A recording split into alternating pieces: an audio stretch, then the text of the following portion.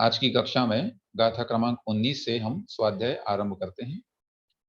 अवगास दान जोगम जीवादीणम वियाण आयासम जैन हम लोगागासम अल्लोगागासमिति दुविहम। पुनः बोलता हूं।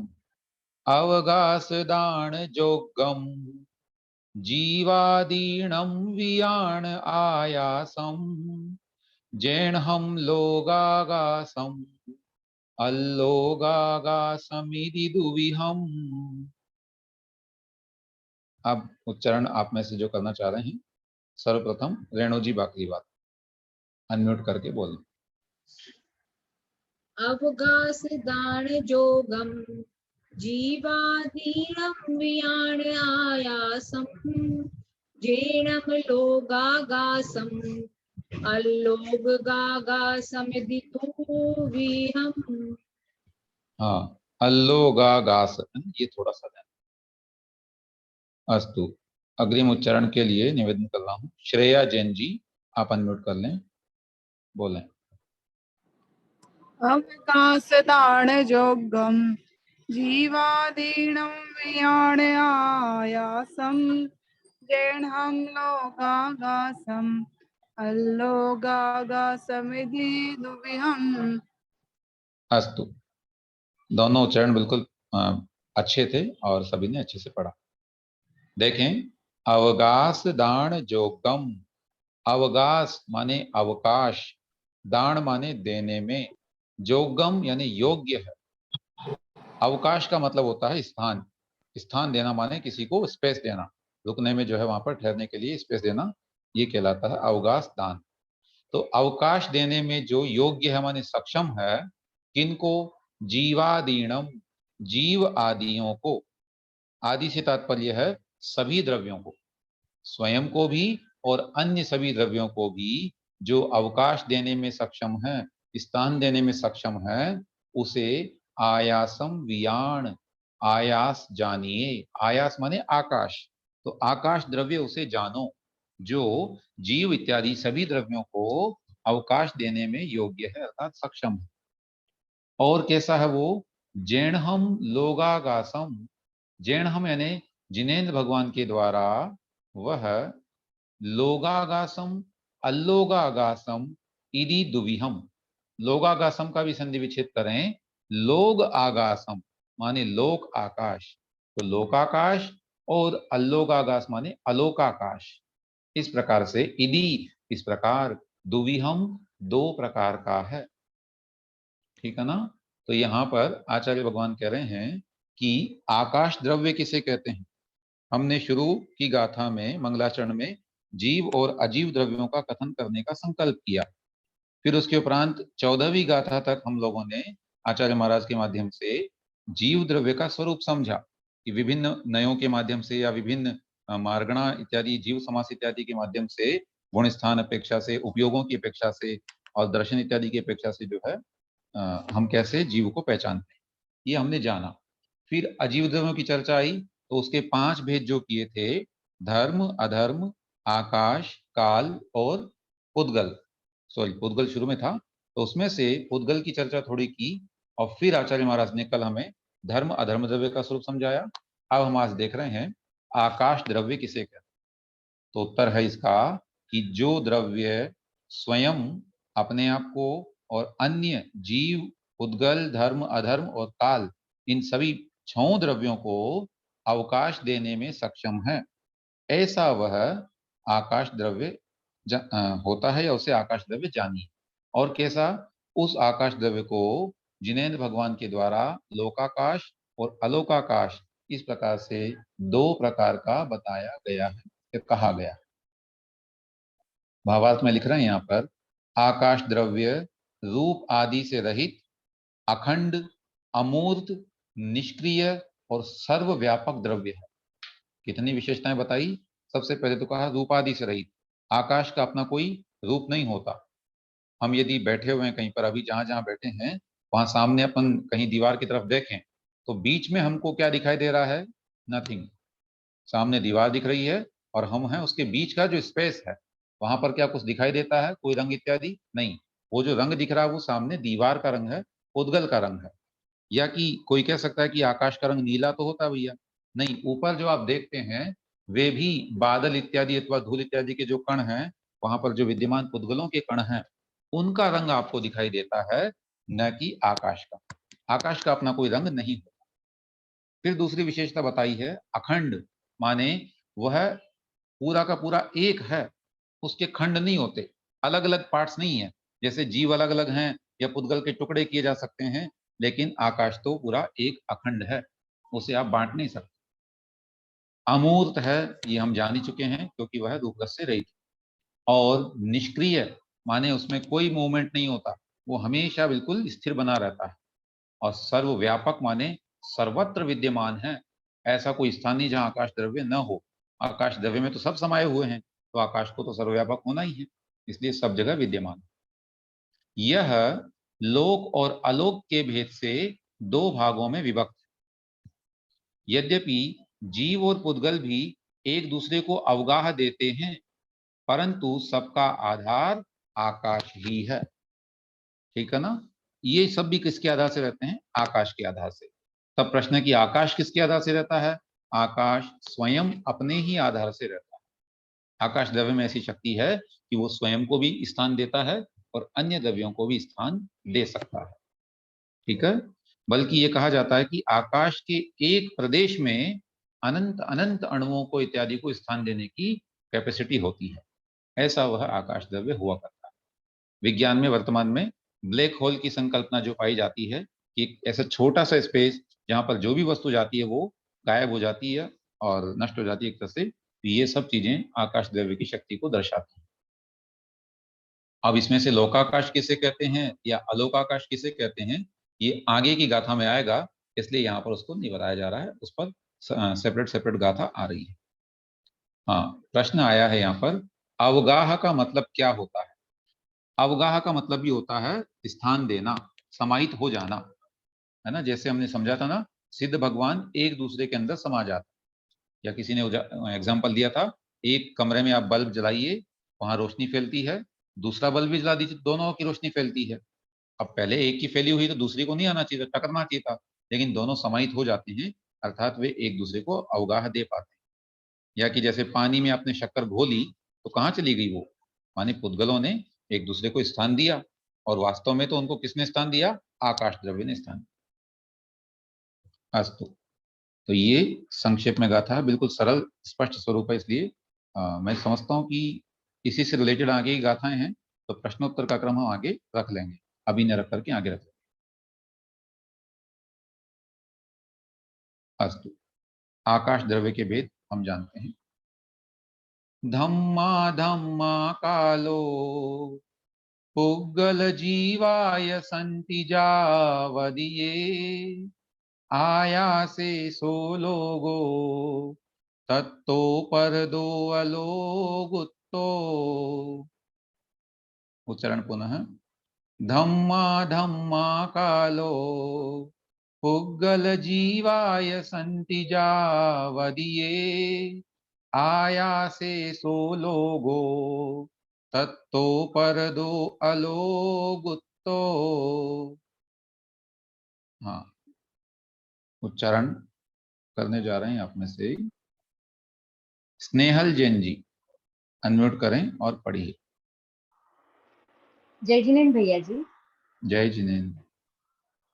धम्मा धम्मा कालो उत्कल जीवाय संति जावदीये आयास्ते सो लोगो तत्तो परदो अलोगुत्तो। आपको थोड़ा सा ध्यान देना है, दूसरा जो हाँ। चरण था उसमें पुद्गल नहीं लिखा है, पुग्गल है ना? अच्छा, ठीक है। हाँ, हम लोग प्राकृत भाषा में पढ़ रहे हैं, तो जिस भाषा में गाथा लिखी है उसी भाषा के साथ उसका उच्चारण करें। जी भैया जी। अस्तु, दूसरे उच्चारणकर्ता के रूप में हम बता रहे हैं, सृष्टि जैन जी, आप अनम्यूट कर लेंगे। जय जिनेन्द्र भैया जी। जय जिनेन्द्र। धम्मा धम्मा कालो पुग्गल जीवाय संति जावदिये आयासे सो लोगो तत्तो परदो अलोगुत्तो। अस्तु, बहुत बढ़िया। और एक विशेष निवेदन इसमें आया है, स्मिता जैन जी, आप भी पढ़ना चाह रहे हैं लेकिन आपका नाम मुझे इसमें दिखाई नहीं दे रहा है, आप हैंड रेस कीजिए तब पता पड़ पाएगा, अथवा मैं अलाउ कर दे रहा हूँ। एक बार स्मिता जी ही अनम्यूट करेंगे, बाकी लोग अनम्यूट ना करें। पढ़ लीजिए आप। जय जिनेन्द्र भैया जी। हाँ जी, बोलिए। धम्मा धम्मा कालो पुग्गल जीवाय संति जावदिये आयासे सो लोगो तत्तो परदो अलोगुत्तो। बहुत अच्छा, ठीक है। स्पष्ट उच्चारण, लय तो आगे पीछे हो जाती कई बार, बाकी उच्चारण आपने ठीक किया है। अस्तु, अब हम जो है इसका अर्थ देखें। धम्म अधम्मा मिलाकर के बना धम्मा धम्मा। सो धर्म और अधर्म, फिर उसके उपरांत कालो माने काल द्रव्य, उग्गल जीवा उद्गल और जीव, यह माने और। तो धम्म अधम्म कालो उग्गल यह जीवा माने धर्म अधर्म काल उद्गल और जीव। संति माने रहते हैं, विद्यमान हैं, है ना। ये संति अस धातु होती है। अस का मतलब जो है अस्ति संति सॉरी, ये जो धातु है ये सत्ता के अर्थ में आती है, माने विद्यमान होने के अर्थ में आती है। कोई चीज जहां एग्जिस्ट करती है उसके लिए संति का प्रयोग करते हैं। तो ये संति माने हैं, विद्यमान है, एग्जिस्ट करते हैं। कहाँ? जावदीय आयासे। जावदीय माने जितने, आयासे माने आकाश में। जितने आकाश में, आकाश का जो पार्टीशन कर रहे हैं हम लोग, लोकाकाश अलोकाकाश, तो उसमें से कह रहे हैं कि जितने आकाश तक ये सभी द्रव्य, धर्म अधर्म आकाश, धर्म अधर्म काल उद्गल और जीव, सभी पांचों द्रव्य संति माने हैं, विद्यमान है। सो लोगो, वह लोक है, माने उतना लोकाकाश कहलाता है। सामान्य से आप सभी के दिमाग में अगर चित्र आ रहा हो तो तीन लोक की जो शेप बनती है ना, जिसका कहा जाता है कि अगर कोई मनुष्य करकटी माने अपने कमर के यहाँ पर हाथ लगा करके खड़ा हो, अपने पैरों को फैला करके खड़ा हो, तो जो आकार आता है वह त्रिलोक का आकार बनता है। और भी त्रिलोक तीर्थ बना हुआ ही है उसी शेप में, सभी को स्मरण में आ रहा होगा इस समय। और चूंकि मैं जिस पीडीएफ से पढ़ा रहा हूँ या जिस साधन से पढ़ा रहा हूँ, इस समय मैं आपको शो नहीं कर पा रहा हूँ, लेकिन आप समझ पा रहे होंगे मेरे कहने का भाव। तो उतना जो आकार है वहां तक ही ये पांचों द्रव्य पाए जाते हैं, और उसी को सो लोगो माने वह लोकाकाश है। तत्तो पर दो, ततः परतः माने उससे बाद का, उसके बाद का जो है, अलोक उत्तो, अलोकाकाश, उक्तो माने कहा गया है।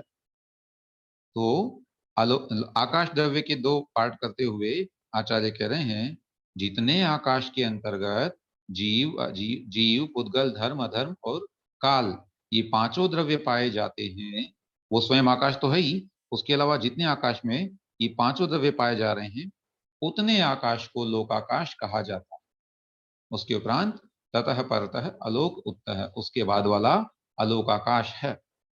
माने उस अलोकाकाश में ये पांचों द्रव्य नहीं पाए जाते, वहां तो केवल खाली स्थान है बस, है ना, ओनली स्पेस, उसके अलावा कुछ नहीं है उसमें। न वहां प्रकाश है, न अंधेरा है, कुछ नहीं है। क्यों नहीं है? क्योंकि पुद्गल तो यहीं रह गए, प्रकाश और अंधेरा तो पुद्गल की पर्याय है। बस वहां क्या है? आकाश। ठीक है ना। आकाश में न कोई अंधेरा होता है, न रोशनी होती। ये सब जो हो रहा है ये तो पुद्गल के परिणमन से हो रहा है। अस्तु, अब इसका व्याख्यान पढ़ के फिर अपन आगे बढ़ेंगे, प्रश्नों का उत्तर देंगे। प्रश्न आया, सिद्धशिला भी लोकाकाश में? बिल्कुल, सिद्धशिला भी लोकाकाश में ही आती है, क्योंकि वहां पर भी जीव द्रव्य का अस्तित्व पाया जा रहा है ना, पुद्गल द्रव्य का भी पाया जा रहा है, इस तरह से बाकी सॉरी पांचों द्रव्यों का पाया जा रहा है। भावार्थ, आकाश के जितने हिस्से में जीव आदि 6 द्रव्य पाए जाते हैं वह लोकाकाश है। जैन दर्शन के अनुसार लोकाकाश संपूर्ण आकाश के मध्य भाग में दोनों पैर फैलाकर कमर पर हाथ रखकर खड़े हुए मनुष्य के आकार के समान है। ये कितना बड़ा है?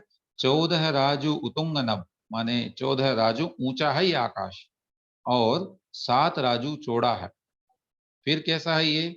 इसके अधः माने नीचे, मध्य माने बीच में, और ऊर्ध्व माने ऊपर, तीनों भागों में विभक्त लोक। सॉरी, ये 3 भागों में इसका पार्टीशन कर देते हैं, अधोलोक, मध्यलोक और ऊर्ध्वलोक। इस प्रकार 3 भागों में विभक्त होकर ये लोक सब ओर से वात वलयों से घिरा हुआ है, माने इसके चारों तरफ वायु के घेरे हैं, वात वलय हैं। नीचे के भाग में 7 नरक हैं, जिसे अधोलोक कहते हैं। कटी प्रदेश माने बीच वाला जो हिस्सा है जहां हम सब अवस्थित हैं, माने हम जहां रह रहे हैं इस समय, उसे मध्यलोक कहते हैं। जिस पृथ्वी पर हम रहते हैं वो मध्यलोक कहलाती है। इससे ऊपर 16 स्वर्ग, 9 ग्रैवेयक, 9 अनुदिश और 5 अनुत्तर हैं। ये सब जो है ऊर्ध्वलोक में आते हैं। और उससे ऊपर लोक के अग्रभाग में मोक्ष स्थान है, जहां पहुंचकर मुक्त आत्माएं ठहर जाती हैं। आगे गति का हेतु, सॉरी इसके आगे माने उस ऊपर वाले स्थान के आगे जहां सिद्ध भगवान रहते हैं, उसके आगे गति का जो हेतु है धर्म द्रव्य, उसका अभाव होने के कारण इससे आगे नहीं बढ़ पाती। माने भगवान वहीं जाकर रुक जाते हैं, उससे आगे नहीं जाते, क्योंकि वहां पर धर्मास्ति काया भावात, धर्मास्ति काय का अभाव है। धर्म और अधर्म द्रव्य का जैसा आकार है वही लोक का आकार है। बिल्कुल सही कहा, क्योंकि धर्म और धर्म द्रव्य उतने ही शेप में तो पाए जाते हैं, तो वही आकार लोक का हो गया है। इस तरह से ये आकाश द्रव्य के 2 भेद हमने किए। अब आगे हम काल द्रव्य पढ़ेंगे। उससे पूर्व आकाश के संबंध में जो आपकी जिज्ञासाएं हैं उनका संक्षेप में हम यहाँ समाधान करने का प्रयास करते हैं, और 1 to 1 मैं कहूंगा वही अनम्यूट करते जाएंगे। नीलम जैन जी टीकमगढ़, थोड़ा वेट करें, उसके जी बाकी भैया। लोग। हाँ बोलिए, आपने हैंड रेज किया है। क्वेश्चन पूछने को नहीं किया हमने सिर्फ। अच्छा, उच्चारण के लिए क्या होगा आपने? ठीक है, एक सेकंड। स्वाति जी बोलिए।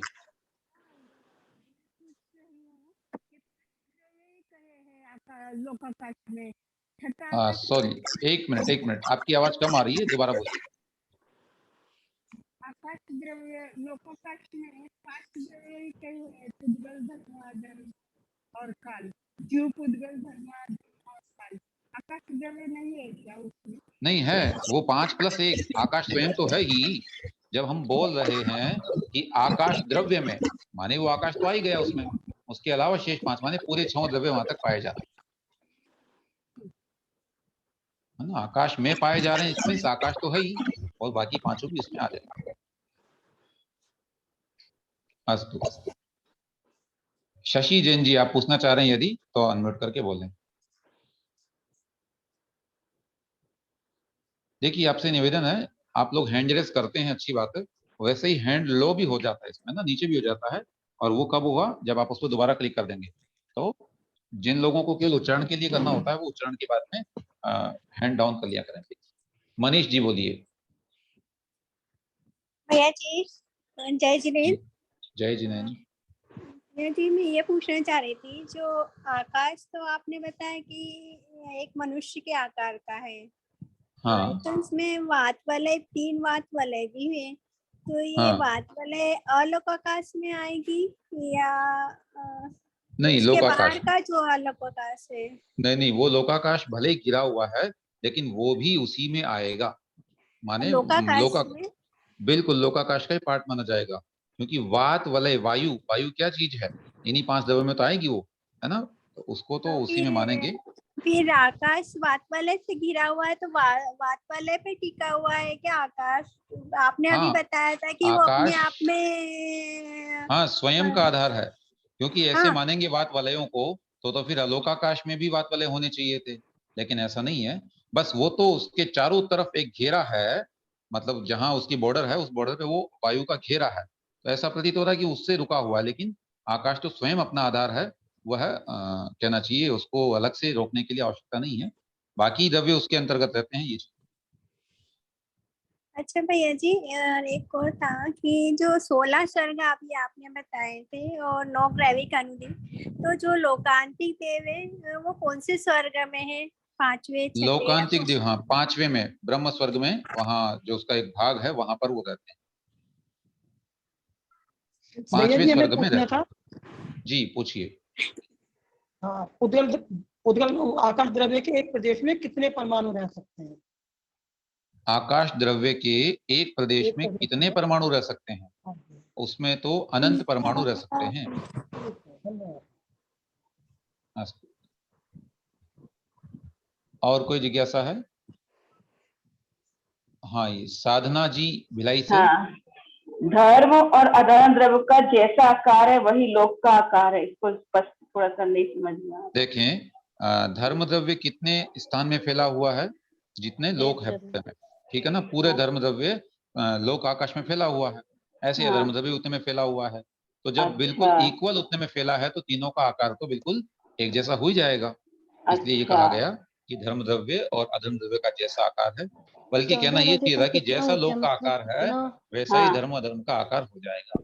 अच्छा ठीक है भैया जी, धन्यवाद। ठीक है। भैया जी, जी बोलिए नीलम जी।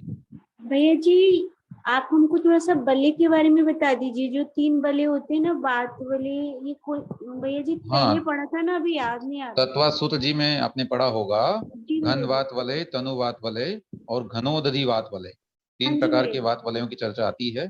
तनुवात वलय, तनु माने पतला, कृश है ना, कमजोर जो होता है। तो तनुवात वलय माने वायु की ऐसी लेयर जो थोड़ी मतलब कम है, पतली है बाकी की अपेक्षा। फिर है घनवात वलय, माने घनी, बहुत ही मोटी जो है, ऐसी वायु की लेयर, वो कहलाती है घनवात वलय। और एक होती है घनोदधि वात वलय। तो घन माने बहुत ही घनी, उदधि माने पानी, तो उसमें पानी एक तरह से बर्फ की जैसी जो है, बर्फ की लेयर बन जाएगी वो। तो उदधि वात वलय माने जल और वायु से मिश्रित वह वात वलय होती है। ऐसे घनोदधि वात वलय वो कहलाता है। भैया जी मेरी शंका यहाँ पर ये है कि जो बात वाले, तो वो तो भैया जी नीचे से ऊपर तक एक साथ जैसे बले, मतलब वो घेरा हुआ होगा ना लोग को उसने। नहीं, आप इसको समझें, मैं आपको एग्जाम्पल के लिए समझाता हूँ। जैसे वायुदाब के बारे में अगर आप जानते हैं, तो वायुदाब की ऐसी स्थिति बन जाती है कि वहां से वस्तुएं बाहर इत्यादि मूव नहीं कर पाती। कभी आपने फील किया होगा कि जैसे हम गाड़ी में जाते हैं और पहाड़ी एरिया जब आता है तो वहां से गाड़ी बड़ी मुश्किल से चलती है, बहुत स्लो हो जाती है ऑटोमेटिकली, क्योंकि वहां पर वायुदाब बहुत तेज होता है। माने वायु जो है वो नीचे की ओर रहती है, उस समय ऊपर नहीं उठती वहां की वायु, है ना। तो ऐसे ही ये वात वलय हैं, इनका अपने आप में एक प्रेशर क्रिएट होता है, और ये जो है उस लोक के जो है वहां पर, मतलब ये बाकी द्रव्य वहां से मूव यहाँ वहां नहीं कर रहे हैं, उसमें स्थित है। अच्छा भैया, बहुत अच्छा। हाँ, थैंक ठीक है।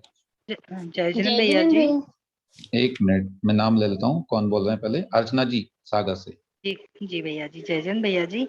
जी। भैया जी, ये मोक्ष और सिद्धशिला अलग अलग हैं भैया जी? हाँ, सिद्धशिला जो है वो नीचे रहती है, और भगवान उस सिद्धशिला पर नहीं बल्कि ऊपर, जहाँ लोकाकाश है, अंतिम भाग जहाँ लोकाकाश का है, वहां विराजमान होते हैं, जिसे सिद्धालय कहा जाता है। ठीक है ना। जी तो भैया सिद्धशिला जी उससे थोड़ा नीचे है, और वो कहलाती है जी सिद्धशिला। अस्तु। जी भैया। जय जिनेंद्र भैया जी। जी। भैया जैसे इसमें बताया कि 14 राजू ऊंचा, मतलब पूरा आकाश में रहता है क्या 14 राजू ऊंचा? हाँ, ये जो लोकाकाश है इसकी ऊंचाई जो हाइट है वो 14 राजू है। ठीक है। अब अच्छा ये जी बड़े वाले आकाश के बीचों बीच में है, माने जो महान आकाश है अलोकाकाश, उसके जी बीचों जी। बीच में लोकाकाश विराजमान है। तो उसकी साइज बताई गई है कि 14 राजू उसकी ऊंचाई है, 7 राजू उसकी चौड़ाई है, या गहराई जो उसकी होती है वो। बाकी चौड़ाई तो फिर अलग अलग हो जाएगी, है ना। नीचे में 7 राजू है, फिर जहाँ हम लोग रहते हैं वो 1 राजू है, फिर ऊपर 5 राजू, फिर 1 राजू। जी भैया भैया जी जय सब। श्री भैया जी जय श्री। हाँ बोलिए निशा जी। भैया जी मैं अर्पिता सिंह सागर से बोल रही हूँ। हाँ सॉरी, बोलिए। भैया जी त्रसनाली कहाँ होती है, और त्रसनाली भी बताते हैं। त्रस्त नाड़ी क्या चीज है समझें। ये जो लोकाकाश का आकार बना हुआ है, इसके बीचों बीच, बिल्कुल बीच में जो है, वहां पर ऐसा स्थान जिसमें ही त्रस्त जीवों की उत्पत्ति हो सकती है।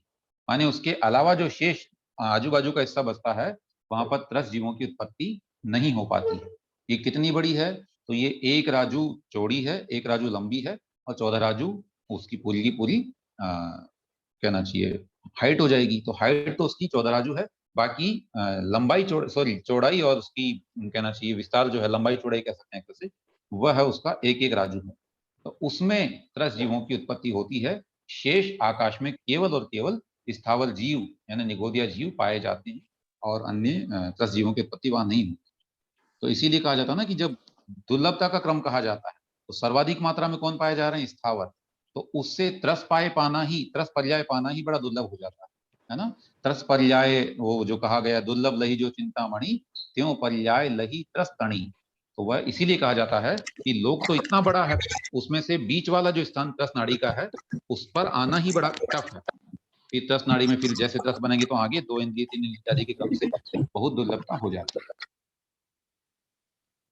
तो ये एक्चुअली नक्शे का विषय है, ऐसे वर्बली थोड़ा समझ में शायद ना आए, तो इसका तो नक्शा ही या तो मैं इसमें कल कोशिश करता हूँ अगर मुझे मिलता है तो बताने की, और अदरवाइज आप थोड़ा सा मैं व्हाट्सएप में डालता हूँ उसको ना ग्रुप में जो है कि त्रस नाड़ी का शेप कैसा।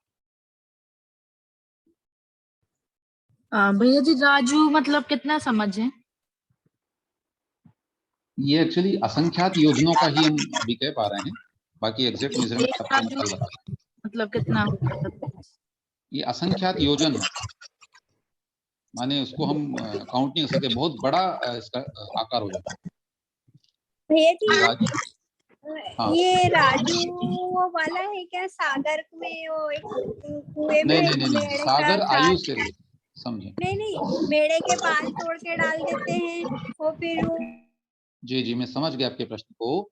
वो एज माने वो टाइम का जो है मेजरमेंट है, और ये राजू जो है ये डिस्टेंस का मेजरमेंट, दोनों में डिफरेंस है, ठीक है ना। ये दूरी का मेजरमेंट है और वो वहाँ हम टाइम का उसको नापने के लिए जो काम में लेते हैं वो सागर वाली बात आती भैया जी है।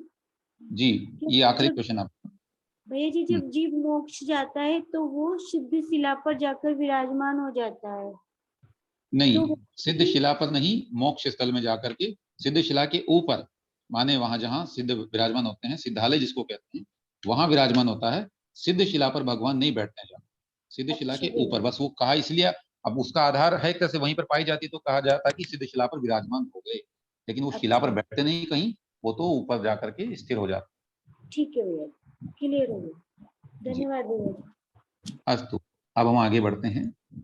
आकाश द्रव्य के उपरांत क्रम आता है काल द्रव्य का, उसका स्वरूप पढ़ते हैं।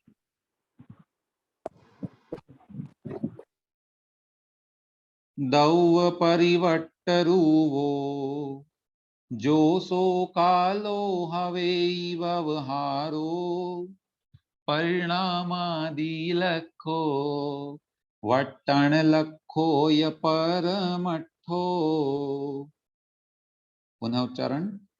दौव परिवट्टरूवो जो सो कालो हवे व्यवहारो परिणामादि लखो वट्टण लखो य परमठो। दौव परिवट्ट रुवो, सॉरी उच्चारण आपसे करवाना है। उच्चारण कर रहे हैं। कुछ लोगों ने मोबाइल के नेम लिखे हुए हैं, ये नहीं।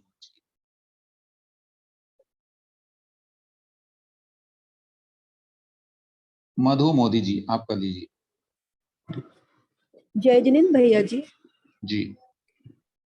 दब वरिवट रूवो जो सो कालो हबै व्यवहारो परिणामादि लखो वट्टण लखो या परमठो। अस्तु। थोड़ा सा लय में आप बिगड़े, मतलब उसका क्रम जो है थोड़ा सा हटा, लेकिन उच्चारण आपने सही किया है। अगला उच्चारण महेंद्र जी जैन, अनम्यूट कर लें आप।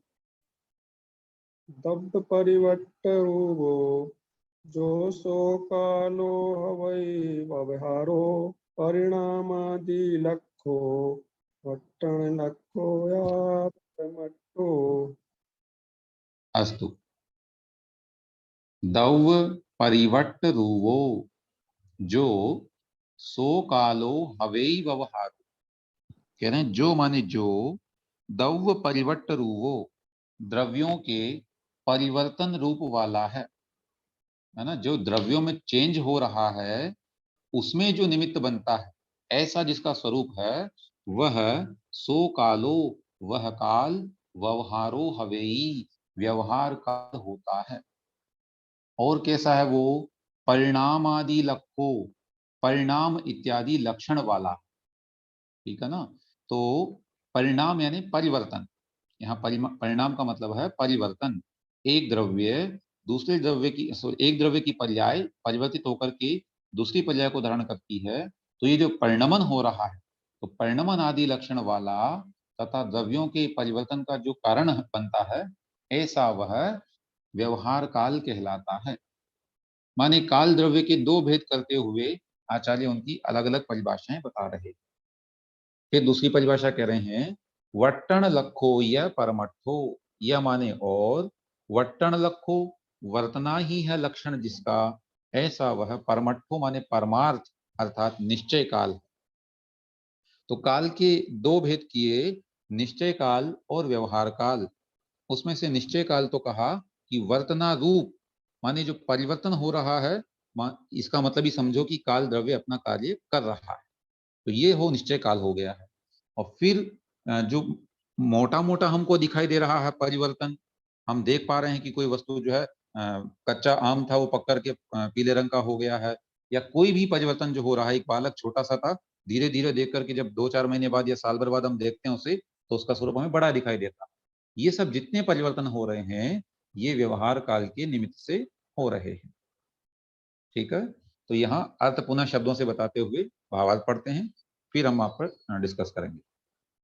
जो परिणामादि लक्षो अर्थात जो परिणामन इत्यादि लक्षण वाला है, परिवर्तन लक्षण वाला है, और द्रव्य परिवर्तन रूपो, द्रव्य के परिवर्तन रूप है, माने द्रव्यों के परिवर्तन में निमित्त है, सो कालो व्यवहारो हवेई, वह व्यवहार काल होता है।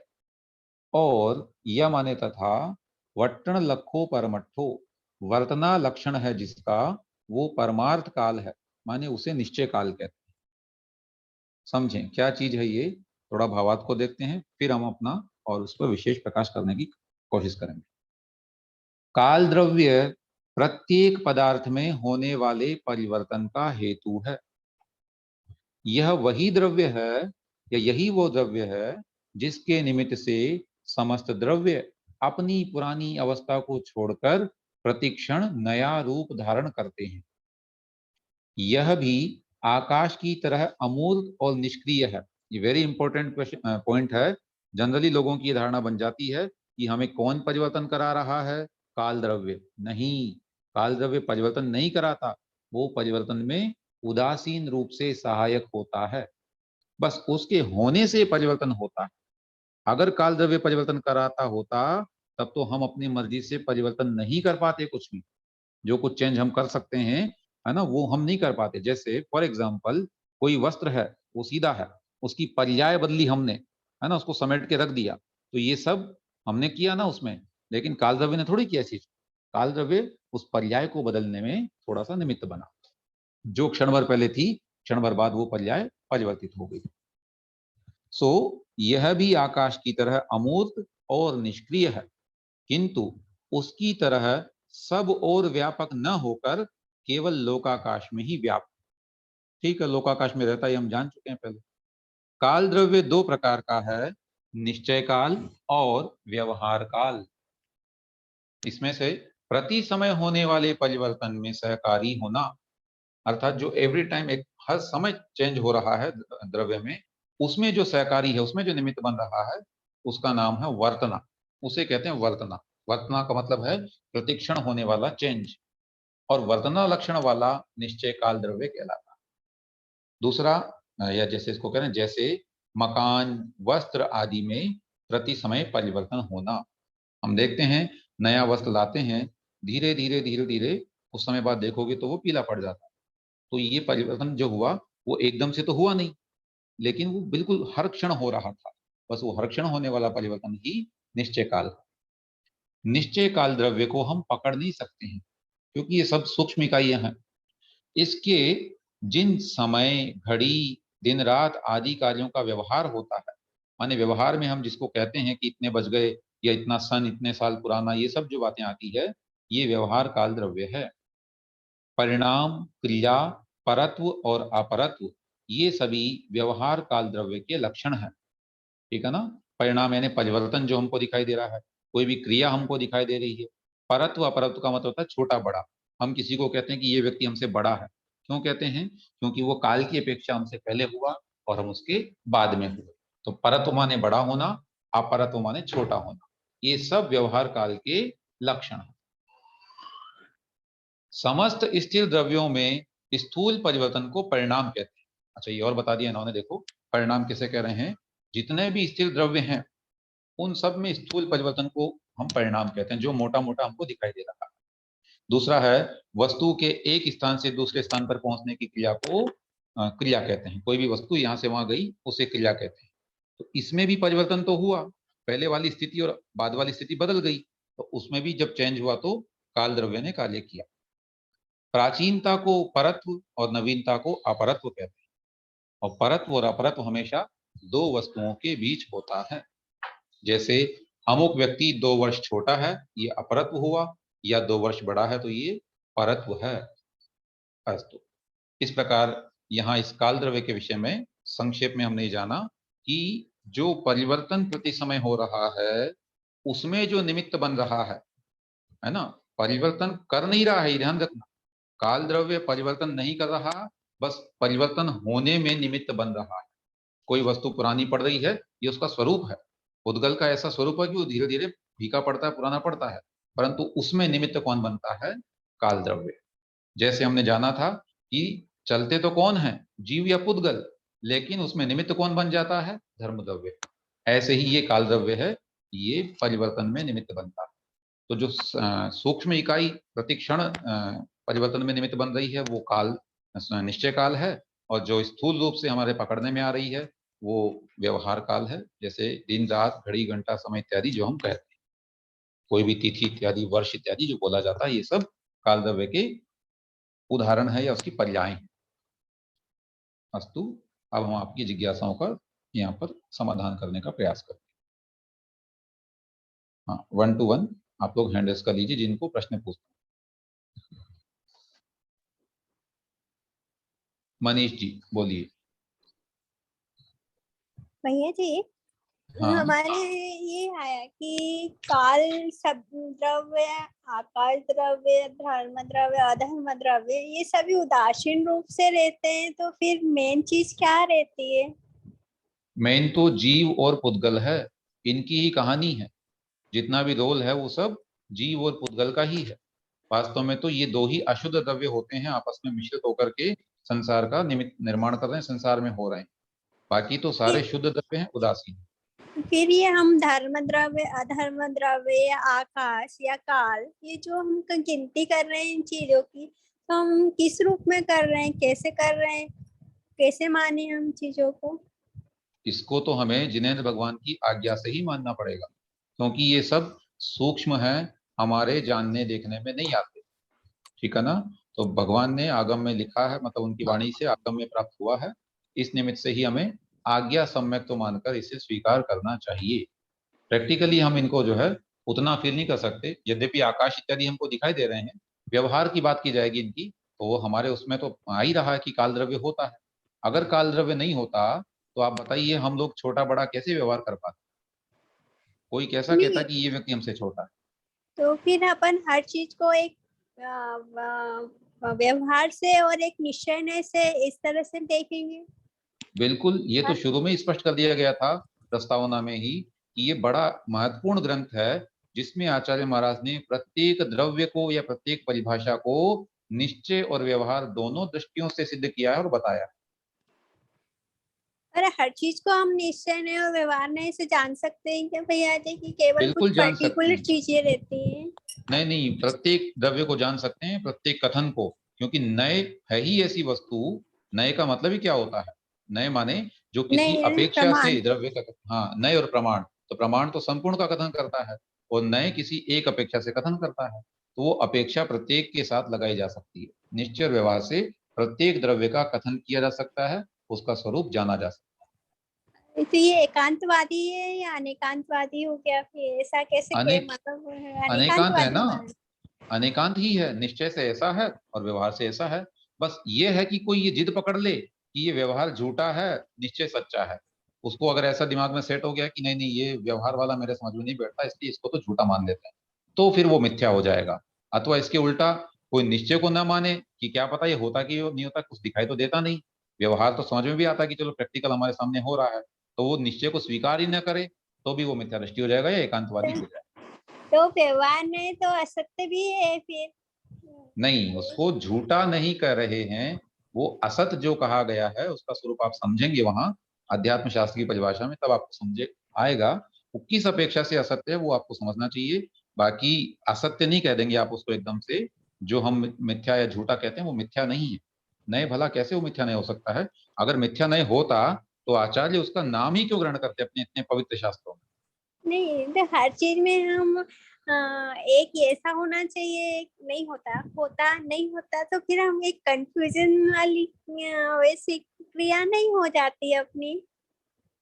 नहीं, कंफ्यूज क्यों होना? जो व्यक्ति दोनों नयों के साथ में वस्तु का स्वरूप समझता है उसे कंफ्यूजन नहीं होगी, और जो दोनों में ही नहीं समझ पा रहा है वही कंफ्यूज हो रहा है, या किसी एक को पकड़ के बैठा हुआ है वो कंफ्यूज। जी जी भाई अनेकांत धन्यवाद। को समझेंगे तो कहीं कंफ्यूज नहीं होगा। अस्तु, शिक्षा जी जैन यूएसए, बोलिए। आपने अनम्यूट किया हुआ है, शिक्षा जैन जी, आप पूछना चाह रहे हैं तो बोलिए। चलिए, इसका एक संक्षेप में इसी से रिलेटेड है प्रदेश का, वो और हम पढ़ लेते हैं और फिर आज की कक्षा को यहाँ पर हम रखें। गाथा भैया जी क्रमांक एक बार 22। मेरे को मौका दीजिए। हाँ चंद्रा जी, आप अब हाँ जी, उच्चारण कर लीजिएगा, ठीक है? जय पहले से मैं जिनेन्द्र नाम भैया बोलूंगा। जी। ठीक, एक सेकंड, आप कुछ पूछ रहे हैं क्या? बोलिए, दोबारा बोलिए अनम्यूट करके। इसके पहले जो गाथा आई थी, हाँ लोक का, इन्होंने राजू का प्रमाण पूछा था ना, तो वो मेरे को मिला है, अगर कहिए तो मैं हाँ, बताती हूँ बताइए आपको। बताइए बताइए, कोई बात नहीं, हाँ, बिल्कुल बताइए। ये इसमें है, नमोकार ग्रंथ है ना, जी इसमें मिला है मुझे, तो मैं अभी आपको बता देती हूँ। इस हाँ, मध्य लोक में 25 कोड़ा कोड़ी उद्धार पल्य के जितने समय होते हैं, उतने ही द्वीप समुद्र एक दूसरे को वलयाकार घेरे हुए हैं। इन ठीक है। सब के बीच में जम्बू द्वीप 1 लाख योजन व्यास लिए गोलाकार है। इसको घेरे हुए लवण समुद्र 2 लाख योजन चौड़ा है। इस प्रकार दुगनी दुगनी चौड़ाई लिए सब द्वीप समुद्र हैं। जितना लंबा क्षेत्र सब द्वीप समुद्रों का दोनों तरफ का हो, वह ही राजू का प्रमाण है। क्योंकि बिल्कुल मध्य लोक एक राजू पूर्व पश्चिम है।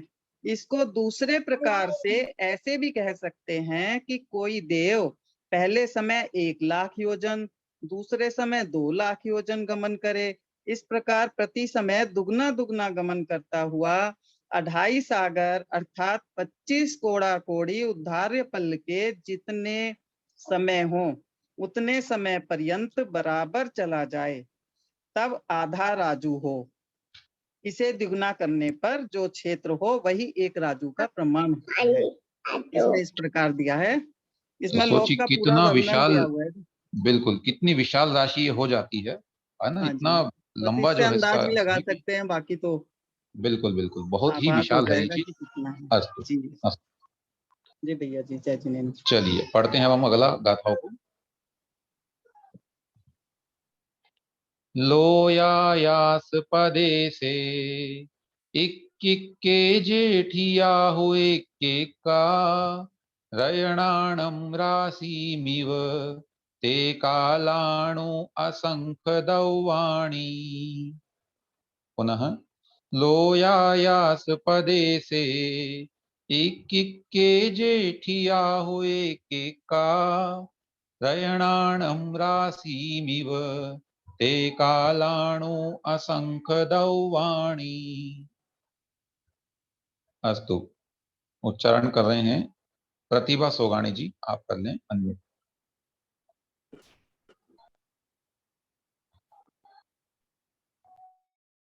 लोयायास्पदे से एक एक के जेठिया वो एक एक का रैणाणं राशिमिव ते कालाणु असंख्य दवाणी। बहुत अच्छा। अस्तु, आगे की अवसर दे रहे हैं, अभी अंतिम समय में समय कम बचा है। लोय आयास पदे से माने लोकाकाश के प्रदेश में, इक के किस प्रदेश पर, इक इक माने एक एक प्रदेश पर। लोकाकाश में जो जैसे कह सकते हैं कि लंबी रेखाएं और आड़ी रेखाएं हम खींचे तो जो बिल्कुल सूक्ष्म इकाई आएगी, जितने स्थान को एक पुद्गल का परमाणु घेरता है उतने स्थान को प्रदेश कहते हैं। तो लोकाकाश के एक एक प्रदेश पर जे यानी जो, थिया यानी स्थित हैं, वो माने निश्चय से, वास्तव में इक का माने एक एक। लोकाकाश के एक एक प्रदेश पर जो एक एक की मात्रा में माने प्रत्येक प्रदेश पर एक एक काल का अणु विद्यमान है। कैसे? रैणाणम राशिम इव, रैणाण माने रत्नों की, रैण माने होते रत्न, तो रैणाणम राशिम इव यानी रत्नों की राशि के समान। जैसे कहीं पर रत्नों की राशि का ढेर लगाया जाए, बहुत सारे रत्नों को इकट्ठा किया जाए, तो वे रत्न बिल्कुल एक दूसरे से चिपके हुए होंगे आपस में, और सब सेपरेट भी होंगे, है ना, सबका अपना अस्तित्व है, लेकिन वो सब एक साथ एक दूसरे से मिले हुए हैं, है ना, उसमें बीच में कहीं कोई स्पेस नहीं बचता है, ऐसे। तो वे ते कालाणु असंख्य दव्वाणी, इस प्रकार वे काल के अणु असंख्य दव्वाणी माने असंख्यात द्रव्य हैं, माने काल के असंख्यात प्रदेश हो जाते हैं। क्यों? क्योंकि लोकाकाश में असंख्यात प्रदेश हैं और उन सभी प्रदेशों में एक एक प्रदेश पर जो एक एक रत्नों की राशि के समान विद्यमान है, ऐसे काल के असंख्यात अणु हुआ करते हैं। तो इस गाथा में हमको आचार्य महाराज ने काल के अणुओं का प्रमाण बताते हुए कहा कि काल जो है वो किस रूप में रहते हैं, सेपरेट सेपरेट एक एक अणु जो है वो रत्नों की राशि के समान अलग अलग विद्यमान है। भावार्थ, लोकाकाश के जितने प्रदेश हैं उतने ही कालाणु हैं। पदार्थों में यह बलात् परिणमन नहीं कराता, है ना, ये कालाणु क्या है, ये शायद बात पहले आनी चाहिए थी, यहाँ आ गई है गलती से। पदार्थों में ये काल द्रव्य बलपूर्वक परिणमन नहीं कराता, बल्कि इसकी उपस्थिति में पदार्थ स्वयं अपना परिणमन करते हैं। लोकाकाश असंख्यात प्रदेशी है, अतः कालाणु भी असंख्यात हैं। लोकाकाश के एक एक प्रदेश पर काल द्रव्य का एक एक अणु रत्नों की राशि के समान भरा है। रत्नों के ढेर का उदाहरण देने का अभिप्राय यह है कि जिस तरह एकत्र होने पर भी उनमें से प्रत्येक रत्न जुदा जुदा है, उसी प्रकार लोकाकाश में काल के अणु जुदे जुदे भरे हुए हैं। आकाश के जितने स्थान में एक परमाणु ठहरता है उतने स्थान को एक प्रदेश कहते हैं, ये हम पहले भी जान चुके हैं। और इस प्रकार से काल द्रव्य के असंख्यात प्रदेश यहाँ पर सिद्ध होते हैं और अपना समय भी होता है, अतः यहीं तक हम रखते हैं और अब जिनवाणी स्तुति और आपके प्रश्नों का क्रम रखा जाएगा।